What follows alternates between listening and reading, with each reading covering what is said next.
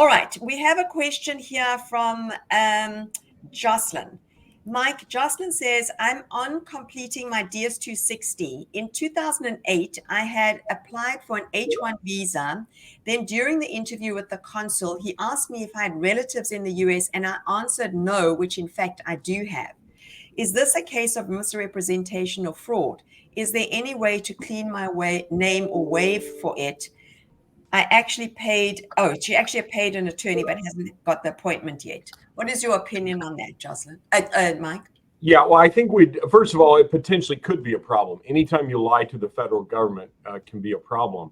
I think we'd have to know what ultimately happened on that H-1B. There's an argument that your lie was not material because the H-1B, whether you had answered yes truthfully, would have not impacted the issuance of that H-1B whatsoever, because the H-1B is not considered a non-immigrant intent visa. It's considered a dual intent, which means you can have relatives, you can have a spouse living in the U.S., a U.S. citizen spouse, and still get an H-1B. So you could argue that, hey, my lie was not material. My answer was irrelevant.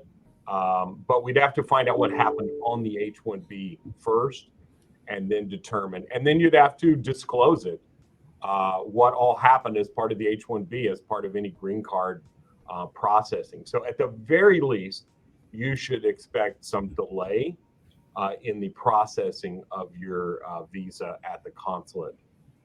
Okay, so Justin, thank you for that opinion, Mike.